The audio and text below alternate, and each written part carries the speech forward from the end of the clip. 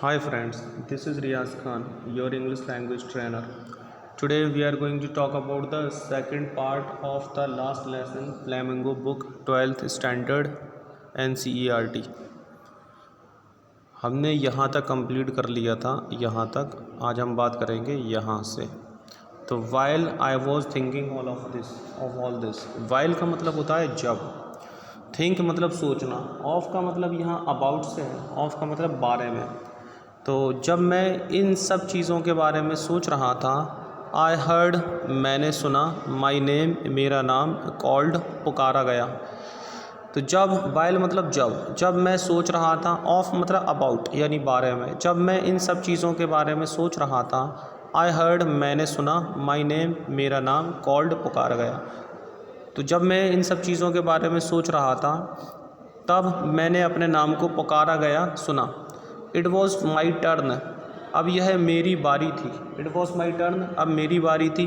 To recite, सुनाने की अब मेरी बारी थी। What would I not have given, watt would I not have given, मैंने क्या नहीं दे दिया होता। टू बी एबल यानी एबल होने के लिए, एबल का मतलब होता है योग्य यानी समर्थ। टू से यानी कहने के लिए। दैट ड्रेडफुल रूल, उस भयंकर नियम को। ड्रेडफुल का मतलब होता है डरावना या भयंकर। रूल मतलब नियम।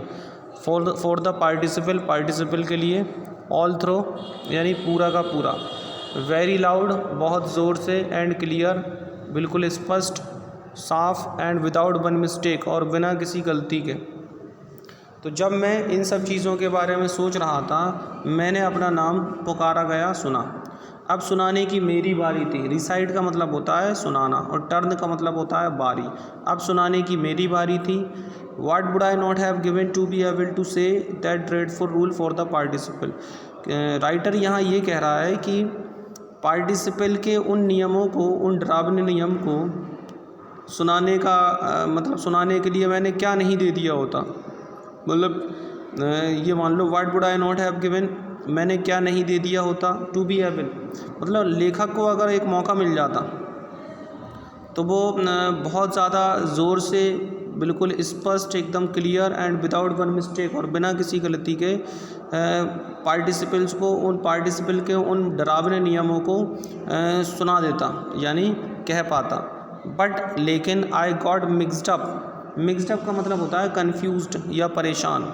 लेकिन मैं मिक्सड अप हो गया यानी मैं भ्रमित हो गया, कन्फ्यूज्ड हो गया। ऑन द फर्स्ट वर्ड्स, मैं पहले ही शब्दों पर कन्फ्यूज्ड हो गया। एंड स्टूड देयर और वहीं खड़ा रहा। Holding on to my desk, अपनी डेस्क को पकड़े हुए। माई हार्ट बीटिंग, मेरा दिल धक धक कर रहा था। And not daring to look up, and not daring और हिम्मत नहीं थी, टू लुक अप ऊपर देखने की। फिर से समझते हैं एक बार। तो जब मैं इन सब चीज़ों के बारे में सोच रहा था, मैंने सुना अपने नाम को पुकारा गया। मैंने अपने नाम को पुकारा गया सुना, पुकारा हुआ सुना। अब सुनाने की मेरी बारी थी और मैंने पार्टिसिपल के उन डरावने नियमों को कहने के योग्य होने के लिए क्या नहीं दे दिया होता। बहुत ज़ोर से, स्पष्ट और बिना किसी गलती के। लेकिन मैं पहले ही शब्दों पर भ्रमित हो गया, कन्फ्यूज्ड हो गया और वहीं खड़ा रहा अपनी डेस्क को पकड़े हुए। मेरा दिल धक धक कर रहा था। एंड नॉट डेयरिंग और हिम्मत नहीं हो रही थी, साहस नहीं हो रहा था, टू लुक अप ऊपर देखने के लिए। आगे बढ़ते हैं।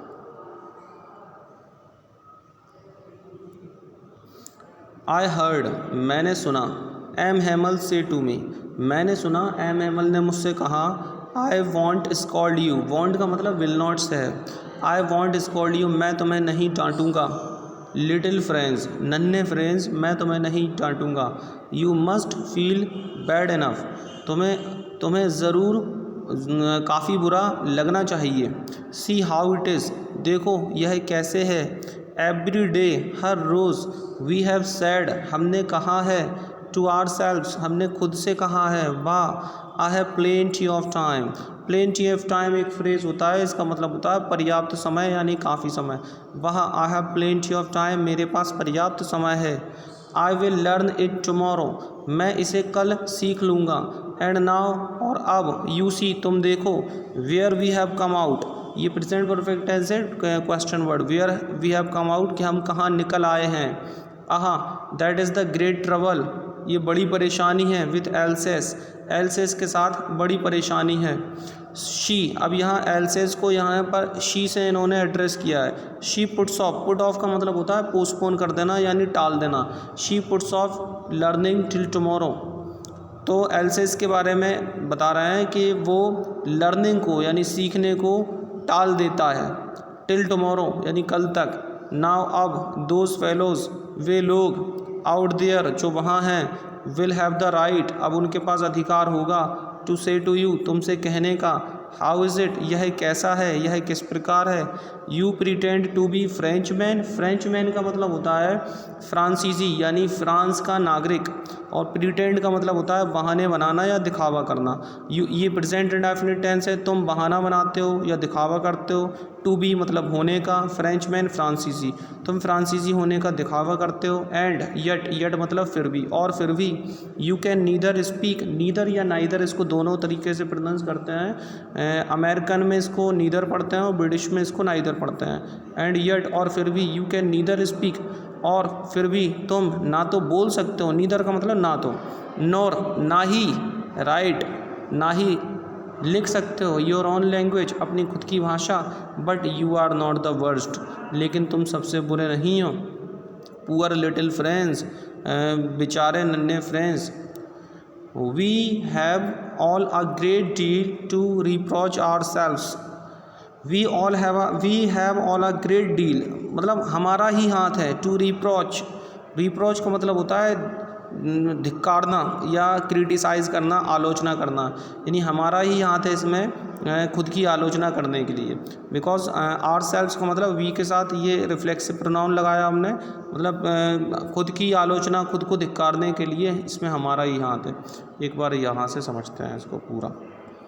तो आई हर्ड एम एमल से टू मी, मैंने सुना कि एम एमल ने मुझसे कहा, आई वॉन्ट स्कॉल्ड यू का मतलब I will not scold you, मैं तुम्हें नहीं डांटूंगा। लिटिल फ्रेंड्स नन्हे friends, you must feel bad enough, तुम्हें काफ़ी बुरा लगना चाहिए। सी देखो, हाउ इट इज़ यह कैसा है। एवरी डे हर रोज़, we have said to ourselves हर रोज़ हमने खुद से कहा है, प्रेजेंट परफेक्ट टेंस। वाह, I have plenty of time, मेरे पास पर्याप्त समय है, काफ़ी समय है। I will learn it tomorrow, मैं इसे कल सीख लूँगा, कल याद कर लूँगा। एंड नाउ और अब, यू सी तुम देखो, where we have come out कि हम कहाँ निकल आए हैं। Aha, that is the great trouble with Alsace, ये एल्सेस के साथ बड़ी परेशानी है। शी पुट्स ऑफ, वह टाल देता है या टाल देती है, यहाँ एल्सेस को इन्होंने शी दिखाया। शी पुट्स ऑफ वो टाल देती है, लर्निंग किसको टाल देती है, लर्निंग को, सीखने को यानी पढ़ाई को टाल देती है।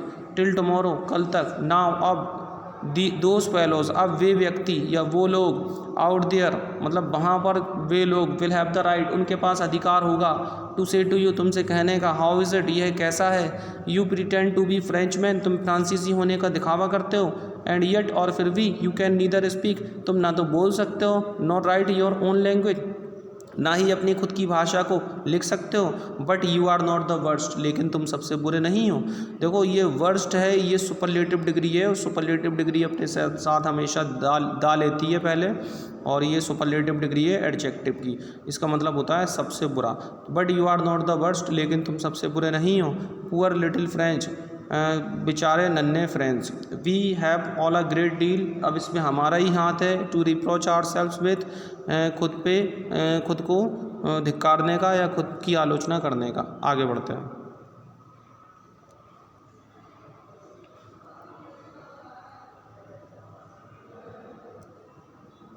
Your parents were not anxious enough to have you learn.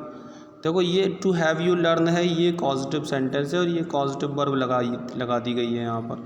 तो your parents were not anxious enough, तुम्हारे माँ बाप यानी आपके माँ बाप ज़्यादा उत्सुक नहीं थे, एक्साइटेड नहीं थे, टू हैव यू लर्न तुम्हें सिखाने के लिए, तुम्हें पढ़ाने के लिए।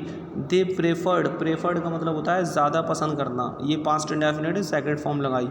उन्होंने ज़्यादा पसंद किया, to put you to work तुम्हें काम पर लगाने का, ऑन अ फार्म किसी खेत पर, और एट द मिल्स या किसी कारखाने में। तो तुम्हारे जो माँ बाप थे माँ बाप वो ज़्यादा उत्सुक नहीं थे तुम्हें पढ़ाने या सिखाने के लिए, वो ज़्यादा पसंद करते थे तुम्हें किसी काम पर, किसी फार्म या किसी कारखाने में काम पर लगाने के लिए। सो एज़ का मतलब जिससे कि, so as to have a little more money, जिससे कि थोड़ा पैसा आ सके। एंड आई और मैं, I have been to blame also, और मैं भी दोषी रहा हूँ। Have I not often sent you, क्या मैंने तुम्हें अक्सर नहीं भेजा है। To water my flowers, water का मतलब पानी लगाना, माई फ्लावर्स मेरे फूलों को, क्या मैंने अक्सर तुम्हें नहीं भेजा है अपने फूलों में पानी लगाने के लिए। इंस्टीड ऑफ का मतलब के बजाय। लर्निंग योर लेसन्स, यानी तुम्हारे पार्ट को सीखने, यानी तुम्हारे पार्ट को लर्न करने के बजाय क्या मैंने अक्सर अपने फूलों में पानी लगाने के लिए तुम्हें नहीं भेजा है। And when I wanted to go fishing, और जब मैं मछली पकड़ने जाना चाहता था। Did I not just give you a holiday, तो क्या मैंने तुम्हें एक छुट्टी नहीं दी है। एक बार फिर से समझते यहाँ से यहाँ तक। तुम्हारे माँ बाप, your parents were not anxious enough to have you learn, तुम्हारे माँ बाप तुम्हें पढ़ाने या सिखाने के लिए ज़्यादा उत्सुक नहीं थे। They prefer to put you to work on a form at the mills, और at the mills. They preferred, वो ज़्यादा पसंद करते थे। To put you to work, तुम्हें काम पर लगाने के लिए। ऑन अ फॉर्म, किसी फॉर्म पर, किसी खेत पर। और एट द मिल्स, या किसी कारखाने पर। सो एज़ टू का मतलब जिससे कि, have a little more money, जिससे कि थोड़ा पैसा आ सके। And I have been to blame also, और मैं भी दोषी रहा हूँ। Have I not often send you, क्या मैंने तुम्हें अक्सर नहीं भेजा है। टू वाटर माई फ्लावर्स, अपने फूलों में पानी लगाने के लिए। Instead of learning your lessons, तुम्हारे पार्ट को याद करने के बजाय। And when I wanted to go fishing, और जब मैं मछली पकड़ने जाना चाहता था। Did I not just give you a holiday, तो क्या मैंने तुम्हें उस पीरियड में छुट्टी नहीं दी। आगे बढ़ते हैं। देन फिर, from one thing to another, फिर एक चीज़ से दूसरी चीज़ तक। M Hamel went on to talk of the French language. Went on to talk, went on to do. Went on के साथ जब हम कोई भी वर्ब लगाते हैं, इसका मतलब होता है किसी काम को कंटिन्यू करना, जारी रखना। Then from one thing to another, फिर एक चीज़ से दूसरी चीज़ तक। M Hamel went on to talk, M Hamel ने बातचीत करना जारी रखा, यानी एम हेमल बातचीत करते रहे। Of the French language, M Hamel फ्रांसीसी भाषा के बारे में बातचीत करते रहे। सेइंग दैट, यह कहते हुए। It was the most beautiful, यह सबसे ज़्यादा सुंदर।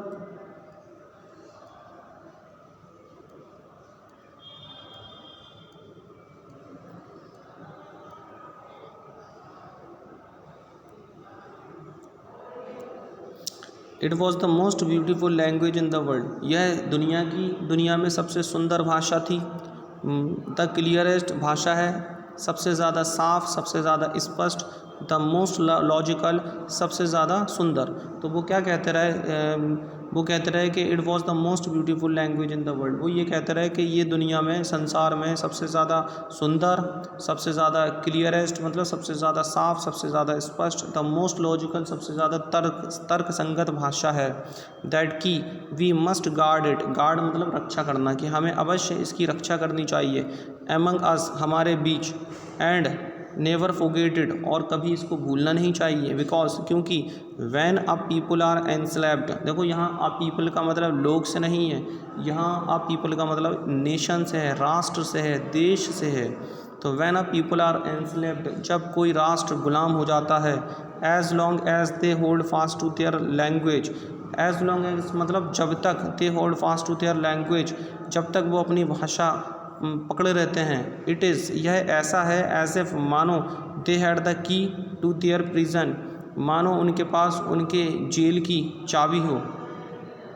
फिर से समझते हैं यहाँ से।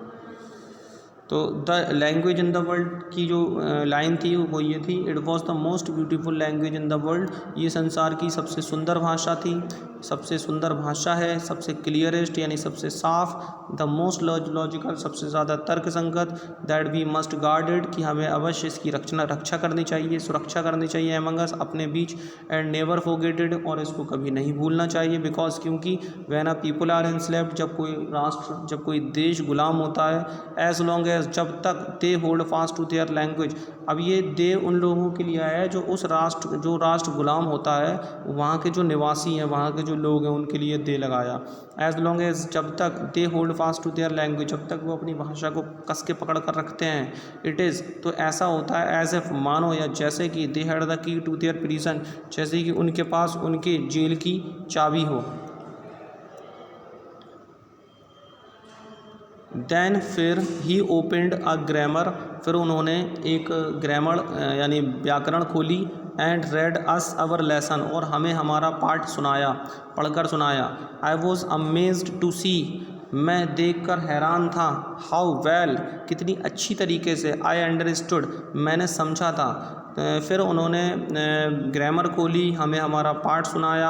आई वॉज अमेज्ड, मैं हैरान था। टू सी, देख कर। हाउ वेल आई अंडरस्टूड, कितनी अच्छी तरीके से मैंने समझा था।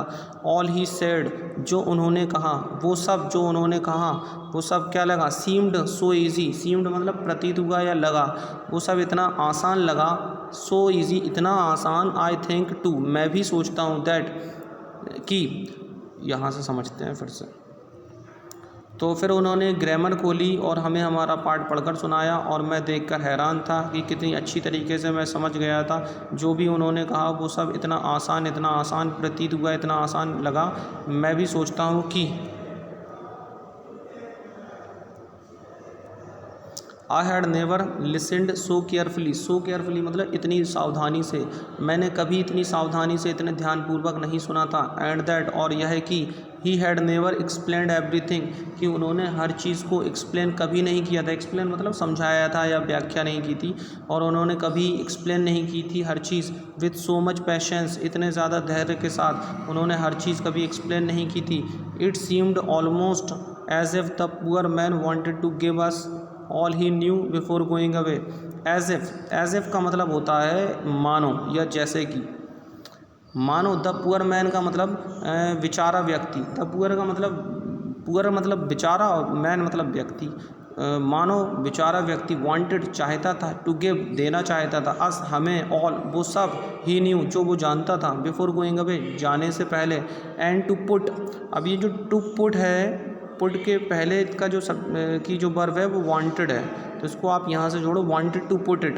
इट मतलब अपना ज्ञान, इट ऑल मतलब उसका पूरा का पूरा जो ज्ञान है उसको वांटेड टू पुट यानी उसको डालना चाहता था। इनटू आवर हेड्स, हमारे सिरों में, हमारी खोपड़ी में। एट वन स्ट्रोक, एक ही झटके में। फिर से समझते हैं। I had never listened so carefully, so carefully इतनी सावधानी से या इतने ध्यान से, मैंने कभी इतने ध्यान से नहीं सुना था। एंड और that he had never explained everything, और उसने हर चीज़, एवरीथिंग हर चीज़ एक्सप्लेन कभी नहीं की थी, हर चीज़ नहीं समझाई थी। विथ सो मच पैशंस, इतने ज़्यादा धैर्य से, यानी मैंने कभी इतने ध्यान से कभी नहीं सुना था। और यह है कि उसने कभी भी हर चीज़ को इतने धैर्य, इतने पैशंस, इतने सब्र से नहीं सुनाई थी, नहीं एक्सप्लेन की थी। इट सीम्ड, ऐसा लगता था। इट सीम्स मतलब, सीम्ड मतलब लगता था या प्रतीत होता था। ऑलमोस्ट लगभग ऐसा प्रतीत होता था। एज इफ मानो या जैसा कि। द पुअर मैन वो बेचारा व्यक्ति। वांटेड टू गिव अस हमें दे देना चाहता था। ऑल ही न्यू जो वो जानता था।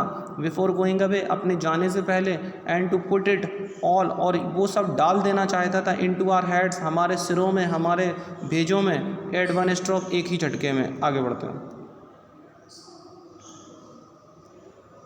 आफ्टर द ग्रामर व्याकरण के बाद।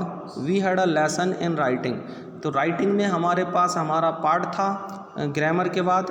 दैट डे उस दिन M Hamel had new copies for us उस दिन एम हेमल के पास हमारे लिए नई कॉपियाँ थीं। रिटिन जो लिखी हुई थी इन अ ब्यूटीफुल राउंड हैंड सुंदर गोल हाथ की लिखावट में जो लिखी हुई थी। फ्रांस एल्सेस लिखा हुआ था उनमें।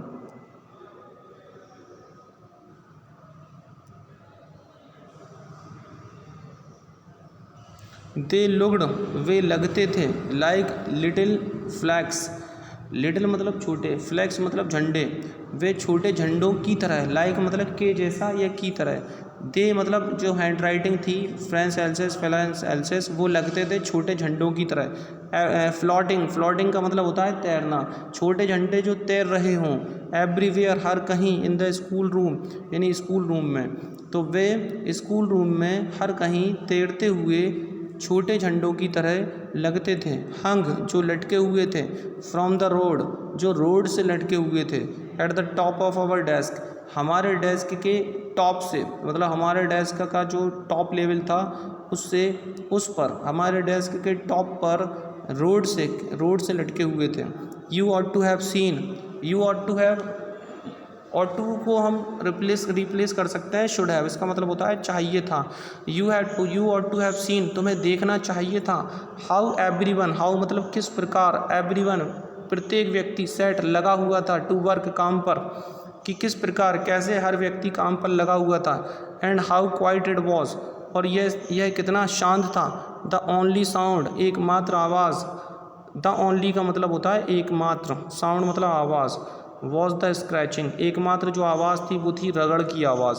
स्क्रैचिंग का मतलब होता है रगड़ना, और रगड़ना किसका था, ऑफ द पेन्स पेन का, ओवर द पेपर, पेपर मतलब कागज़, तो कागज़ के ऊपर पेनों के रगड़ की जो आवाज़ थी वो एकमात्र आवाज़ थी। वंस एक बार, सम मतलब कुछ बीटल्स मतलब होता है उड़ने वाले छोटे पक्षी, फ्लू इन का मतलब उड़कर अंदर आए, और बीटल्स का मतलब होता है झींगुर। तो एक बार कुछ झींगुर उड़कर अंदर आए, but nobody paid any attention to them, लेकिन किसी ने उनकी तरफ कोई ध्यान नहीं दिया। पे अटेंशन टू का मतलब होता है ध्यान देना। फिर से समझते हैं एक बार, चलो यहाँ से समझ लेते हैं यहाँ तक। तो आफ्टर द ग्रामर के बाद we had a lesson in writing में हमारे पास हमारा लेसन था। दैट डे उस दिन MML had new copies for us, MML हमारे लिए नई कॉपी, MML के पास हमारे लिए नई कॉपी थी।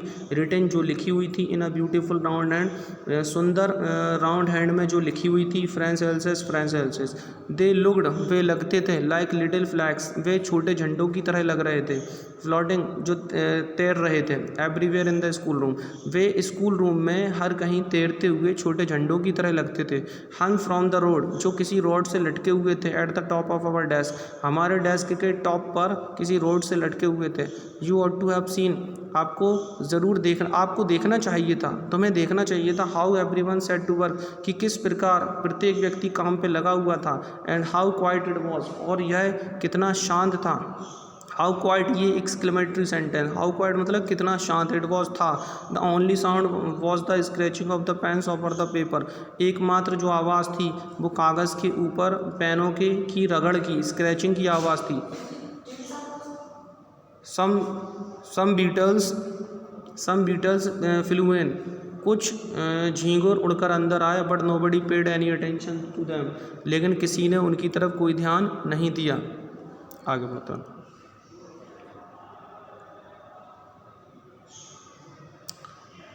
Not even the littlest ones, यहाँ जो लिटलेस्ट वंस है, लिटलेस्ट ये लिटिल की सुपरलेटिव डिग्री है, इसका मतलब होता है सबसे छोटे। वंस मतलब यहाँ प्रोनाउन का इस्तेमाल किया गया है, इससे पहले पीजन्स का भी इस्तेमाल किया गया है, तो यहाँ पर छोटे से छोटे पक्षियों के लिए है। पीजन्स मान लो यानी कबूतर मान लो। Not even the littlest one यानी किसी ने, but nobody paid any attention to them लेकिन किसी ने मतलब कुछ झींगुर उड़कर अंदर आए तो किसी ने उनकी तरफ कोई ध्यान नहीं दिया। Not even the littlest one यहाँ तक कि सबसे छोटे जो पक्षी थे या कोई भी था उन्होंने ध्यान नहीं दिया। हु वर्कड जो काम कर रहे थे, जिन्होंने काम किया। राइट ऑन ट्रेसिंग एक तो ट्रेस का मतलब होता है पता लगाना, यहाँ पर ट्रेस का मतलब है निशान लगाना। देयर मतलब अपने। फिश हुक्स का मतलब होता है मछली का जो कांटा होता है उसको बोलते हैं। तो समझते हैं यहाँ से यहाँ तक। तो एक बार कुछ झींगुर उड़कर अंदर आए लेकिन किसी ने उनकी तरफ कोई ध्यान नहीं दिया, यहाँ तक कि सबसे छोटे पक्षियों ने भी नहीं, सबसे छोटों ने भी नहीं। हु वर्कड जो काम पर लगे हुए थे, जो काम कर रहे थे। On tracing their fish hooks यानी अपने मछली के कांटे पर निशान लगाने के लिए। एज इफ का मतलब मानो। दैट वॉज फ्रेंच टू मानो वो भी फ्रेंच हों, फ्रेंच मतलब फ्रांसीसी यानी फ्रांस देश का नागरिक।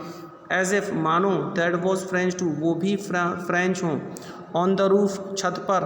द पीजन्स मतलब पीजन्स का मतलब होता है कबूतर। कूड वेरी लो छत पर जो कबूतर थे उन्होंने बहुत, वेरी लो मतलब बहुत धीमे से, कूड मतलब गुडरगू की, तो छत पर कबूतरों ने भी बहुत धीमी आवाज़ में गुडरगू की।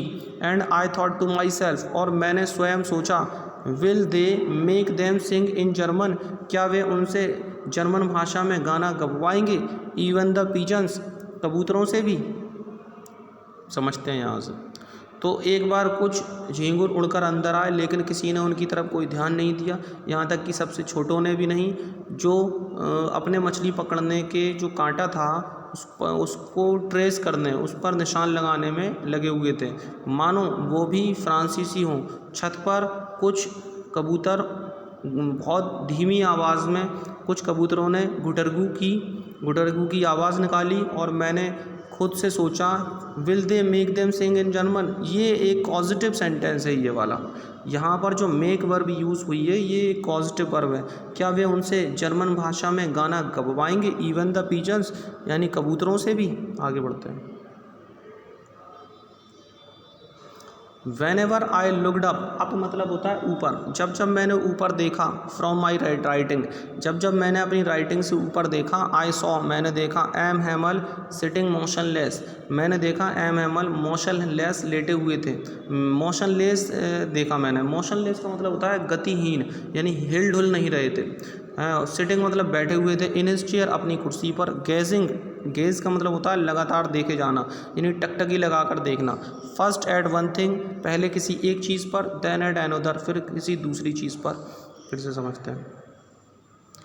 तो जब जब मैंने ऊपर देखा अपनी राइटिंग से, मैंने देखा एम हैमल गतिहीन अपनी कुर्सी पर बैठे हुए थे, और पहले किसी एक चीज़ पर फिर दूसरी चीज़ पर टकटकी लगाकर देख रहे थे। ऐसे मतलब मानो, he wanted to fix in his mind, मानो वो अपने दिमाग में बसा लेना चाहते थे, अपने दिमाग में फिक्स कर लेना चाहते थे।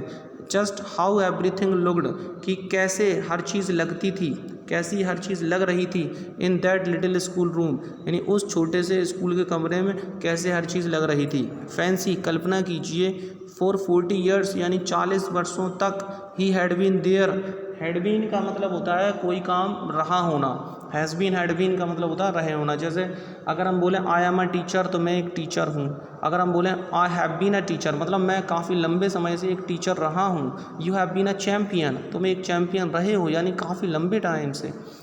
तो 40 सालों तक वो वहाँ रहे थे, इन द सेम प्लेस, उसी जगह पर, विथ हिज गार्डन अपने बगीचे के साथ, आउटसाइड द विंडो खिड़की के बाहर, एंड हिज क्लास और उनकी जो कक्षा थी, इन फ्रंट ऑफ हिम उनके सामने। वैन एवर से यहाँ तक हम पढ़ेंगे।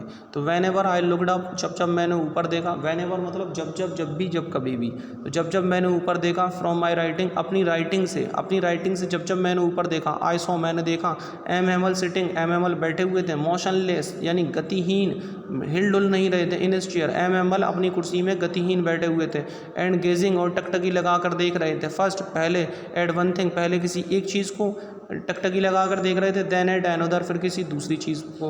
एज ए मानो ही वांटेड टू फिक्स, मानो वो बसा लेना चाहते हो, फिक्स कर लेना चाहते हो, इन हिज माइंड अपने दिमाग में। जस्ट हाउ एवरीथिंग लुक्ड, कि कैसे हर चीज़ लग रही थी, in that little school room उस छोटे से स्कूल के कमरे में किस प्रकार हर चीज़ दिख रही थी, लग रही थी। फैंसी कल्पना कीजिए, फॉर 40 ईयर्स 40 वर्षों तक, ही हैड बीन देयर वो वहीं पर रहे थे, इन द सेम प्लेस उसी जगह पर, विथ हिज गार्डन अपने बगीचे के साथ, आउटसाइड द विंडो खिड़की के बाहर, एंड हिज क्लास और उनकी जो कक्षा थी, इन फ्रंट ऑफ हिम वो उनके सामने थी। आगे बढ़ते हैं।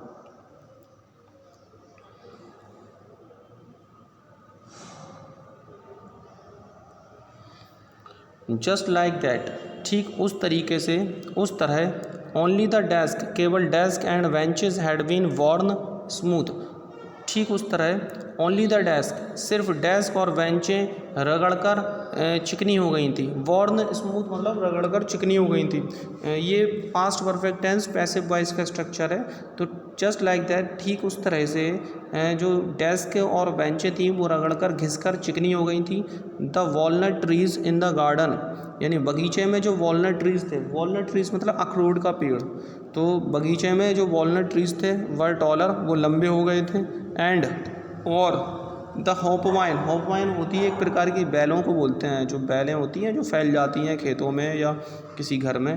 तो एंड द होपवाइन और जो बैलें थीं, that he had planted himself वो बैलें जिसे उसने खुद लगाया था, ट्वाइंड वो लिपट गई थी।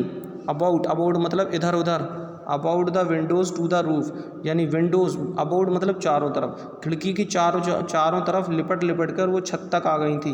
हाउ मतलब किस प्रकार, इट मस्ट हैव ब्रोकन, इस चीज़ ने ज़रूर तोड़ दिया होगा, हिज हार्ट उसका दिल, टू लीव इट ऑल ये सारी चीज़ों को छोड़ने के लिए, पुअर मैन बेचारा व्यक्ति, टू हेयर इज सिस्टर उसकी बहन को सुनना, मूविंग अबाउट जो यहाँ वहाँ मूव कर रही थी, अबाउट का मतलब here and there, in the room above जो ऊपर जो कमरा था उसमें जो यहाँ वहाँ मूव कर रही थी, पैकिंग देयर ट्रंक्स का मतलब होता है सामान, पैकिंग का मतलब पैक कर रही थी, अपने सामानों को पैक कर रही थी, फॉर क्योंकि they must leave the country next day क्योंकि उन्हें अगले ही दिन देश को छोड़ना था।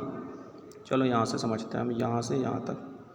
जस्ट लाइक दैट ठीक उस तरह, only the desk and benches had been worn smooth, केवल डेस्कें और बेंचें घिसकर चिकनी हो गई थी, और जो वॉलनट ट्री था गार्डन में यानी अखरोट का पेड़ जो बगीचे में था वो लंबा हो गया था, एंड द हॉपवाइन और जो बेलें थी that he had planted himself जो उसने खुद लगाई थी, टॉइंड, अच्छा ये जो टॉइंड है, टॉइंड का जो सब्जेक्ट है वो है तुम्हारा होपवाइन, ठीक है, इसको जोड़ो यहाँ से, तो होपवाइन टॉइंड यानी जो होपवाइन जो बेलें थी ट्वाइंड वो लिपट गई थी, अबाउट मतलब इधर उधर या चारों तरफ, अबाउट द विंडोज़ यानी खिड़की की चारों ओर लिपट गई थी, टू द रूफ लिपट के कहाँ तक पहुँच गई थी, खिड़की से लिपटते लिपटते छत तक पहुँच गई थी।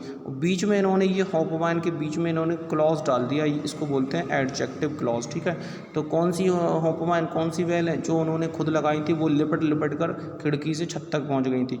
हाउ मतलब किस प्रकार, इट मस्ट हैव ये यूज़ ऑफ मस्ट हैव इसका मतलब होता है ऐसा ज़रूर किया होगा, तो how it must have broken कि इस किस प्रकार कैसे इस चीज़ ने उनका दिल ज़रूर तोड़ दिया होगा, टू लिव इट ऑल इन सब चीज़ों को छोड़ने में, पुअर मैन बेचारा व्यक्ति, टू हेयर मतलब सुनना, हिज सिस्टर उसकी बहन को, मूविंग मतलब मूव करते हुए सुनना, मूव मतलब होता है टहलना, मूव मतलब चलना, अबाउट मतलब इधर उधर, इन द रूम अबव मतलब ऊपर जो कमरा है उसमें ऊपर कमरे में इधर उधर मूव करते हुए उसकी बहन को सुनना, पैक करते हुए, ट्रंक्स मतलब उसकी सामान को उनके सामान को, फॉर क्योंकि they must leave the country क्योंकि उन्हें देश छोड़ना था, नेक्स्ट डे अगले दिन, next. But he had the करेज लेकिन उनमें साहस था, उनमें हिम्मत थी, टू हेयर सुनने की, एवरी लेसन प्रत्येक पार्ट को, टू द वेरी लास्ट बहुत अंत तक, लेकिन उनमें बहुत अंत तक प्रत्येक पार्ट को सुनने का साहस था, सुनने की हिम्मत थी। आफ्टर द राइटिंग के बाद यानी लेखन के बाद, we had a lesson in history इतिहास में हमारे पास पाठ था, एंड देन और तब द बेबीज चांटेड, चैंट का मतलब होता है माला जपना या राग अलापना, तो फिर बाद में क्या हुआ, बेबीज़ ने माला जपी, किस बात की माला जपी, देयर बा बी बू बू इस बात की मतलब इस चीज़ को उच्चारित किया, प्रोनाउंस किया, डाउन देयर वहाँ नीचे, at the back of the room कमरे के पीछे, old Hauser had put on his spectacles जो बूढ़ा हाउसर था वो अपना चश्मा पहने हुए था, एंड और holding his primer in both hands, hold मतलब होता है पकड़ना, प्राइमर मतलब छोटी पुस्तिका, इन बोथ हैंड्स अपने दोनों हाथों में छोटी पुस्तिका को पकड़े हुए, स्पेल्ड उसने हिज्जे किए, द लेटर्स अक्षरों के, विद दैम उनके साथ, यू कुड सी आप देख सकते हो, दैट की ही टू वह भी, वॉज क्राइंग की वो भी रो रहा था,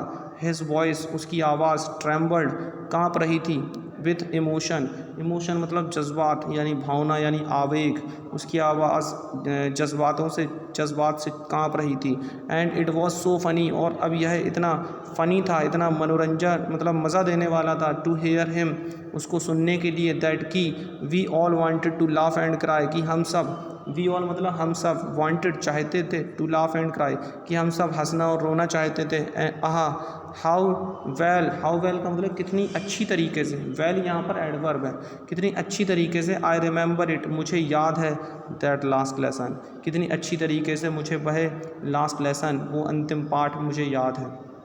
फिर से समझते हैं, but he had the courage to hear, लेकिन उनमें हिम्मत थी, उनमें साहस था, किनमें, एम हेमल जो टीचर थे उनमें हिम्मत थी, उनमें साहस था, टू हेयर सुनने का, एवरी लेसन प्रत्येक पार्ट को, टू द वेरी लास्ट यानी बहुत अंत तक प्रत्येक पार्ट को सुनने की उनमें हिम्मत थी। आफ्टर द राइटिंग, राइटिंग के बाद, we had a lesson in history, इतिहास में हमें हमारे पास मतलब इतिहास में हमारे पास हमारा पार्ट था। एंड देन और फिर बेबीज चैंटेड यानी बेबीज़ मतलब छोटे बच्चों ने हिज्जे किए, उच्चारित किए, प्रदंश किए या माला जपी, किसकी, बा बी बी बू बू, इसकी माला जपी मतलब इसको उच्चारित किया।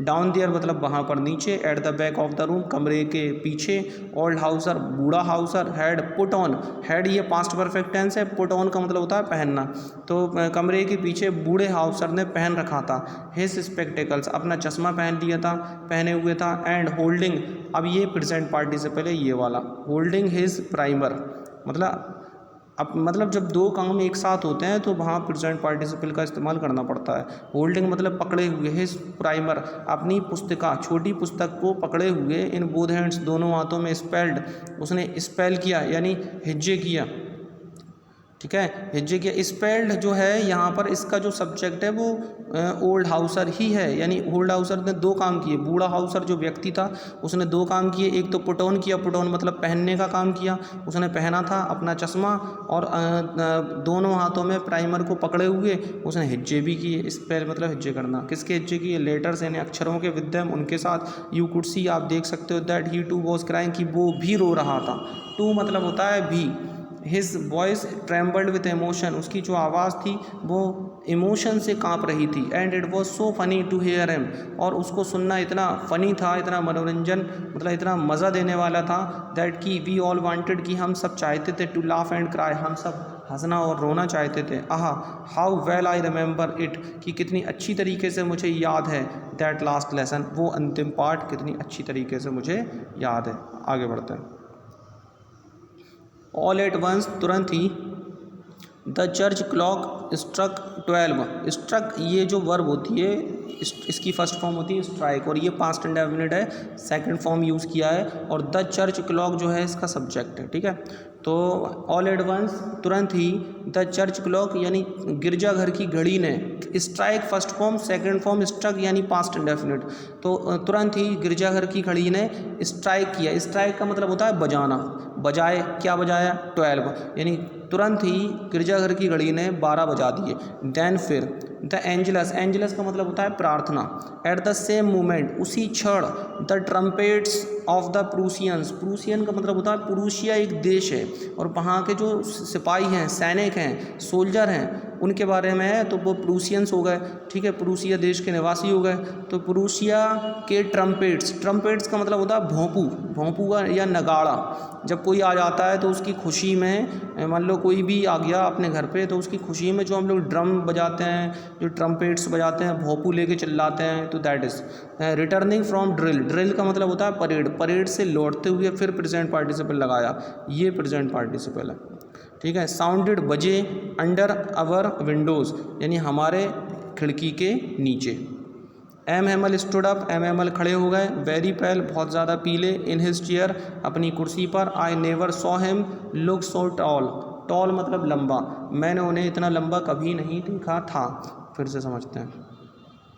ऑल एट वंस तुरंत ही, द चर्च क्लॉक यानी गिरजाघर की घड़ी ने स्ट्रक बजा दिए 12 यानी तुरंत ही गिरजाघर की घड़ी ने 12 बजाए। देन द एंजलस फिर कविता पाठ या प्रार्थना, एट द सेम मोमेंट उसी क्षण, द ट्रम्पेट्स ऑफ द प्रूसियंस यानी प्रूसिया के जो सोल्जर थे उनके जो नगाड़े थे।